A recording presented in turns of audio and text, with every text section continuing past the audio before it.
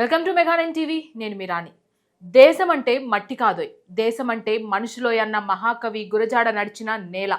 పూసపాటి గజపతుల వీరత్వానికి, మహారాజ కళాశాల సాహిత్యానికి దర్పణంగా నిలిచిన చారిత్రక ఖిల్లా విజయనగరం. ఒకప్పుడు విద్య, కళలు, సంస్కృతికి కేర్ ఆఫ్ అడ్రస్ గా ఉన్న ఈ ఉత్తరాంధ్ర ఖిల్లా ఇప్పుడు సరికొత్త చరిత్ర లిఖిస్తోంది. దశాబ్దాలుగా కేవలం సాంస్కృతిక రాజధానిగా మాత్రమే గుర్తింపు పొందిన ఈ జిల్లా ఇప్పుడు ఏకంగా గ్లోబల్ మ్యాప్లోకి ఎంట్రీ ఇస్తోంది. దానికి కారణం అత్యాధునిక భోగాపురం అంతర్జాతీయ విమానాశ్రయం. అవును, గజపతుల కోటపై విహరించిన పక్షుల స్థానంలో ఇప్పుడు ఇంటర్నేషనల్ ఫ్లైట్స్ ల్యాండ్ అవబోతున్నాయి. చారిత్రక, సాహిత్య, సాంస్కృతిక వైభవానికి కేర్ ఆఫ్ అడ్రస్ అయిన విజయనగరం ఇప్పుడు ఎకనామిక్ పవర్ హౌస్ గా మారుతుంది. దేశ ప్రధాని నరేంద్ర మోదీ సైతం విజయనగరం పర్యటనతో ఉత్తరాంధ్ర అభివృద్ధిపై స్పెషల్ ఫోకస్ పెట్టారు.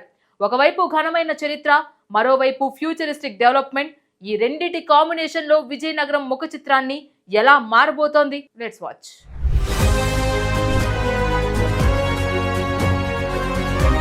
దక్షిణ భారతదేశ చరిత్రలో విజయనగరానిది ఒక స్పెషల్ చాప్టర్. 1713లో పూసపాటి విజయరామరాజు నిర్మించిన ఈ కోట బొబ్బిలి యుద్ధం లాంటి ఎన్నో చారిత్రక పరిణామాలను తనలో దాచుకుంది. పాలన మాత్రమే కాదు, ఇక్కడి రాజులు కళలను, సంస్కృతిని బ్రతికించారు. విజయనగరం అనగానే ముందుగా గుర్తొచ్చేది పైడితల్లి అమ్మవారి సిరిమాను ఉత్సవం.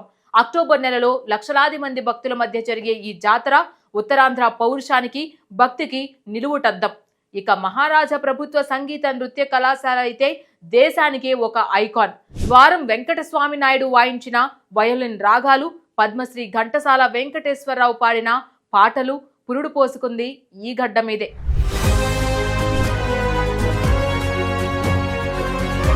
కత్తిపట్టి యుద్ధాలు చేసిన ఆ గడ్డ మీదే. కలం పట్టి సమాజంలోని చీకట్లను పారద్రోలిన సాహిత్య దిగ్గజాలు కూడా నడిచారు.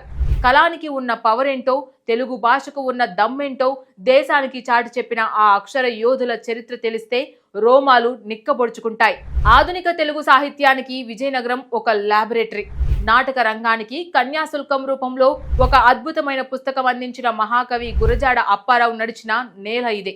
సంస్కృత పదాలతో బరువెక్కిన తెలుగు భాషను సామాన్యుడి ముంగిటకు చేర్చాలని పట్టుబట్టి వ్యావహారిక భాష ఉద్యమాన్ని నడిపిన పిడుగు మన గిడుగు రామ్మూర్తి పంతులు ఈ జిల్లా వాసే.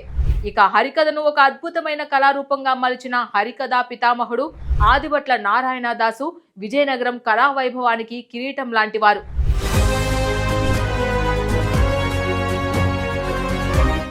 ఉత్తరాంధ్ర చరిత్ర అంటే కేవలం పాలకుల వైభవం మాత్రమే కాదు, నెత్తురు ఉడికించే పోరాటాల చరిత్ర కూడా. పూసపాటి గజపతుల కాలం నుంచి ఈ గడ్డపై ఏదో తెలియని ఆత్మగౌరవ సెగ రగులుతూనే ఉంది. ఆ సెగ బ్రిటిష్ పాలన వచ్చేసరికి ఒక అగ్నిపర్వతంలా బద్దలైంది. ఆ విప్లవాగ్ని పేరే అల్లూరి సీతారామరాజు. నాడు విశాఖ, విజయనగరం ఉమ్మడి భౌగోళిక ప్రాంతంగా ఉన్న మన్యం అడవుల్లో కేవలం 27 ఏళ్ల యువకుడు సృష్టించిన చరిత్ర అంతా ఇంతా కాదు. బ్రిటిష్ సామ్రాజ్యంలో సూర్యుడు అస్తమించడని వీర్రవీగిన తెల్లదొరలకు ఉత్తరాంధ్ర అడవుల్లో నిద్రలేని రాత్రులు మిగిల్చారు అల్లూరి సీతారామరాజు. మన్యం అడవులను తన కంచుకోటగా మార్చుకున్నారు. గిరిజనులను బానిసలుగా చూస్తున్న బ్రిటిష్ అటవీ చట్టాలపై తిరుగుబాటు బావుట ఎగురువేశారు. అల్లూరి దెబ్బకు లండన్ పార్లమెంట్ సైతం ఉలిక్కిపడింది. చరిత్ర ఎప్పుడూ వీరులను మర్చిపోదు. నాడు అల్లూరి సీతారామరాజు అడుగుపెట్టి పోరాటాలు చేసిన ఈ నేల ఇప్పుడు ఎకనామిక్ పవర్ హౌస్ గా అవతరిస్తుంది. విజయనగరంలో నిర్మించిన ఈ సరికొత్త green field international airport Uttarandhra వాసుల దశాబ్దాల కలను సాకారం చేసింది. ఇది కేవలం ఒక విమానాశ్రయం కాదు, ఉత్తరాంధ్ర అభివృద్ధికి అమర్చిన జెట్ ఇంజన్.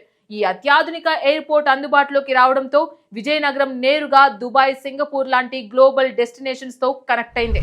ఒకప్పుడు కేవలం రైలు ప్రయాణాలపై ఆధారపడిన ఈ ప్రాంతం ఇప్పుడు అంతర్జాతీయ కార్గో సర్వీసులకు, ప్యాసింజర్ కనెక్టివిటీకి మెయిన్ హబ్ గా అవతరించింది.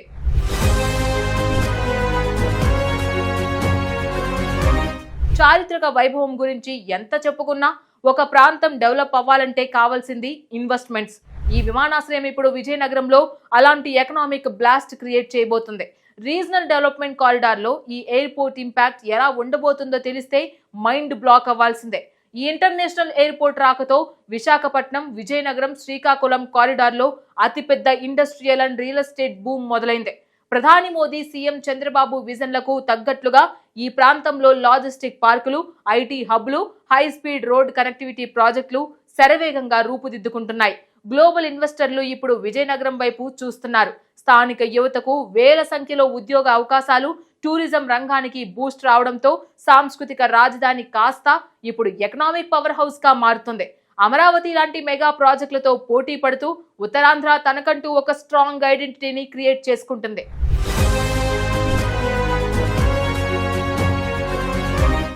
ఒకప్పుడు ఇక్కడ పుట్టిన సాహిత్యం ప్రపంచాన్ని ఉర్రూతలిగిస్తే ఇప్పుడు ఇక్కడి నుంచి టేక్ ఆఫ్ అవుతున్న విమానాలు గ్లోబల్ ఎకానమీని లోకల్ కి కనెక్ట్ చేస్తున్నాయి. ఈ ఎయిర్పోర్ట్ కేవలం ఒక ఆరంభం మాత్రమే. రాబోయే రోజుల్లో విజయనగరం కేంద్రంగా ఇంకెన్ని డెవలప్మెంట్ వండర్స్ జరుగుతాయో వేచి చూడాలి.